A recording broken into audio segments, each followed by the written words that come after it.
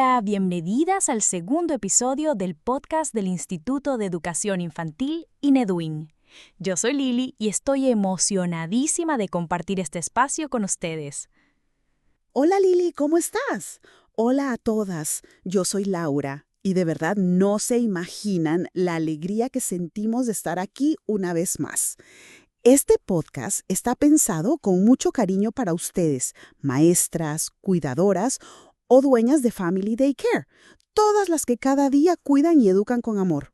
Sí, Lau, y es que en nuestras clases en INEDUIN surgen tantas preguntas reales, profundas, que decidimos abrir este espacio para conversar con más calma, con tiempo, como si estuviéramos tomando un café entre colegas.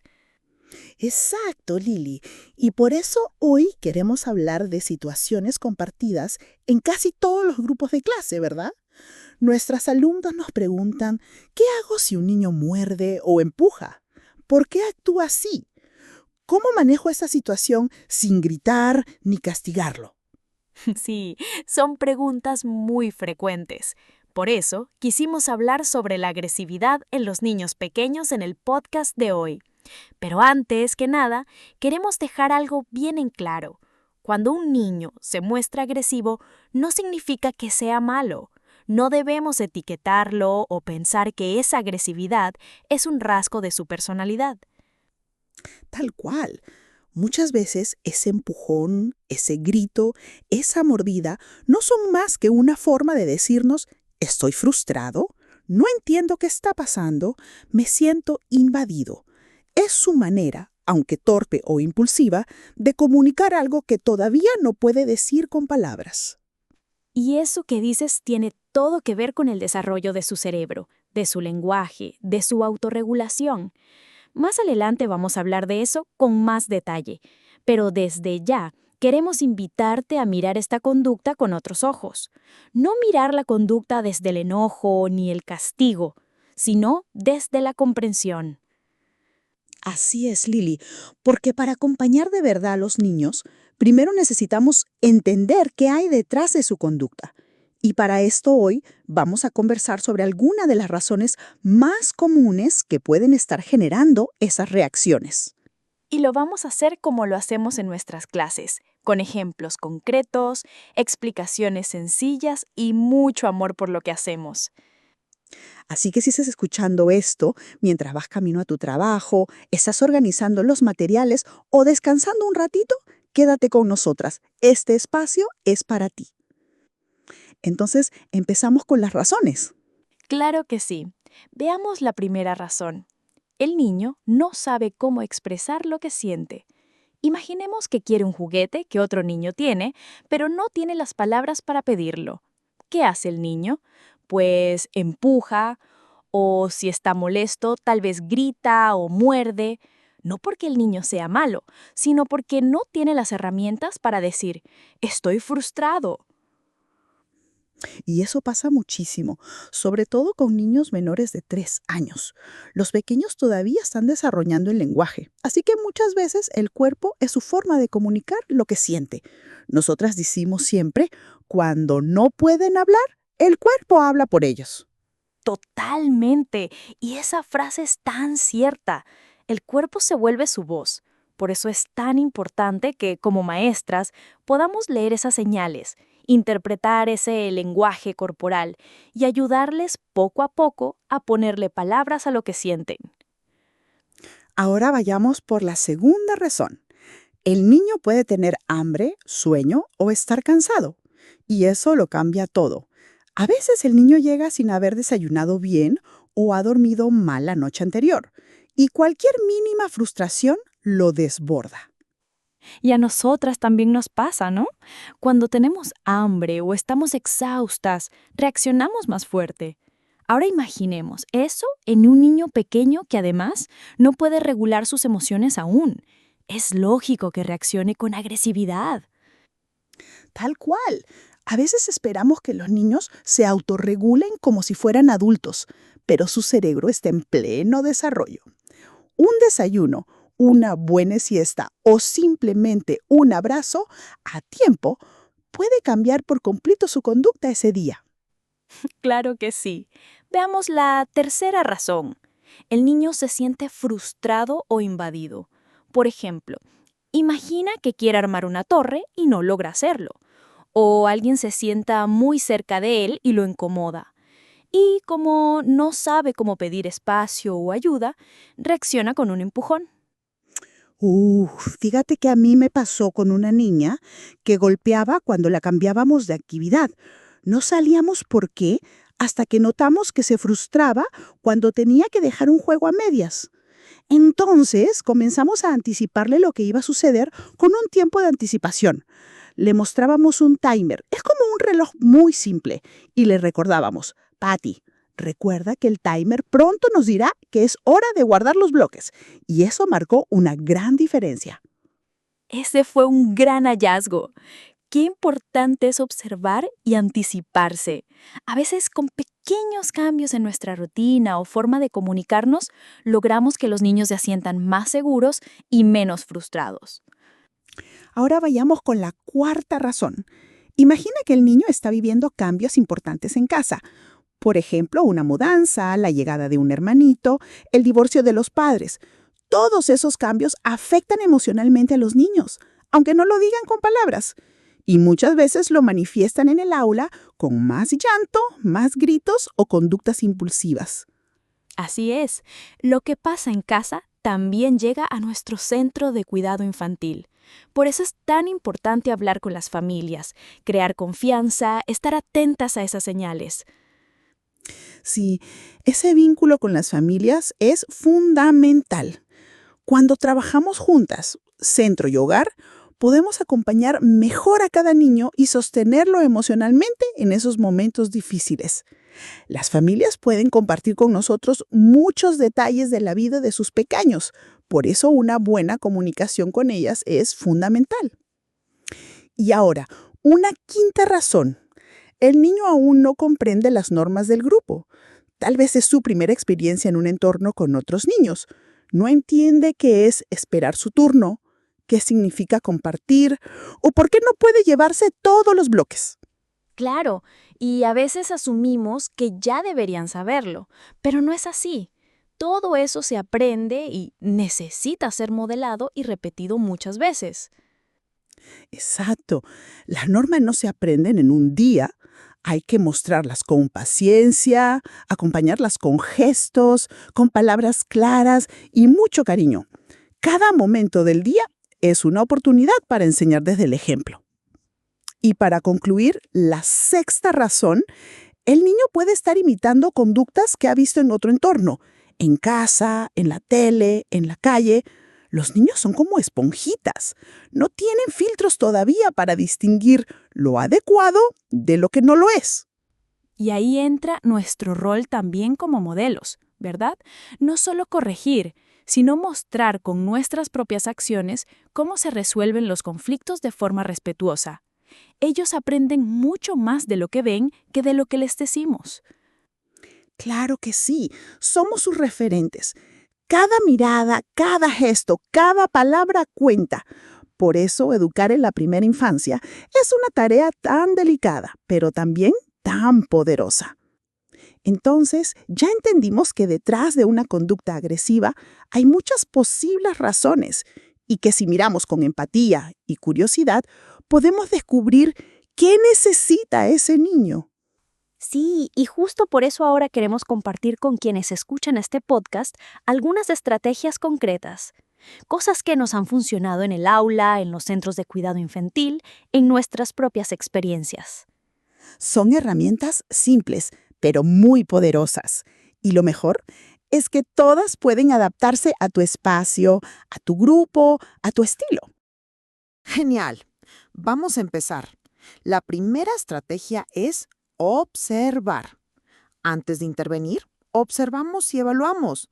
¿Cuándo ocurre la conducta? ¿Con quién? ¿En qué momento del día? Observar a los niños sin juicio nos da pistas. Me hiciste recordar un caso con un pequeño. Pedro siempre golpeaba a otros niños en la hora del almuerzo. Observando, notamos que estaba muy ansioso por sentarse y que se sentía invadido cuando otro niño lo tocaba. Entonces le asignamos a Pedro siempre el mismo lugar en la mesa y lo invitábamos a sentarse con más calma. Y funcionó. El pequeño dejó de golpear. ¡Qué gran ejemplo con Pedro! Esa observación atenta y sin juicios marca la diferencia. A veces solo con mirar con otros ojos encontramos la raíz del comportamiento de cada niño. Y desde allí todo se vuelve más claro y más manejable. Pues ahora vamos con la segunda estrategia, anticipar. Esto quiere decir preparar al niño para lo que viene. Si sabemos que las transiciones, es decir, esos cambios de actividades lo alteran, usamos señales claras para avisarle de estos cambios. Una canción, una tarjeta visual o simplemente decirle a un niño, Patty, recuerda que cuando suene la campanita vamos a guardar los juguetes. Marcará la diferencia. Totalmente cierto. Ahora hablemos de las rutinas. Las rutinas le dan estructura emocional al niño. Si el niño sabe que siempre después del juego viene la canción de lavarse las manos y luego la merienda, se sentirá más seguro. Las rutinas bajan la ansiedad de cada niño muchísimo. Totalmente de acuerdo. Las rutinas no solo organizan el día, también sostienen emocionalmente. Le dan al niño esa sensación de ya sé que viene y eso les da calma. Nosotras decimos que las rutinas son como abrazos invisibles. ¿Sabes? Una herramienta muy linda es el espacio de calma. No es un castigo, es un lugar que invita al niño a regularse. Esta área puede tener cojines, cuentos, botellas sensoriales, peluches. Así, cuando un niño está alterado, lo acompañamos a ese espacio y lo ayudamos a respirar, a calmarse. Y por supuesto, lo ayudamos a validar la emoción, ¿cierto? Es muy importante que cuando un niño grita o llora, validemos lo que siente. No lo ignoremos. Podemos decirle, te entiendo, Alicia. Eso te molestó mucho. Validar no es permitirle hacer de todo a los niños. Es enseñar que está bien sentir, pero que hay otras formas de expresarlo. Sí, eso es clave. Cuando validamos, el niño siente que lo vemos, que lo entendemos, y eso baja muchísimo la intensidad del momento. Es como decirle, estoy contigo, incluso cuando estás enojado. Y hay algo fundamental, importante, el trabajar con las familias cuando se presenten estas situaciones. Siempre es del respeto. No se trata de señalar a las familias los errores de sus niños, sino de construir juntos, contarles lo que estamos observando y preguntar cosas como, ¿ha notado algún comportamiento similar de Alicia en casa? ¿O cómo podemos apoyar a su pequeña juntos? Claro que sí, pues a veces la familia también está desbordada o no sabe por dónde empezar. Si construimos una alianza, todo mejora. Para el niño, para la familia y para el aula. Sí, cuando la familia y los centros de cuidado infantil reman para el mismo lado, los niños avanzan con mucha más seguridad, se sienten cuidados, comprendidos, sostenidos, y eso se nota. Y ahora, ¿qué te parece si contamos esos casos reales que mencionamos, que siempre ayudan a aterrizar lo que hablamos? Claro que sí. Quisiera empezar con un caso muy interesante. Quiero contarles el caso de Joaquín, de 2 años y medio. Recuerdo mucho a ese pequeño. Cada vez que otro niño se le acercaba, él lo empujaba. Siempre lo hacía en silencio, sin previo aviso.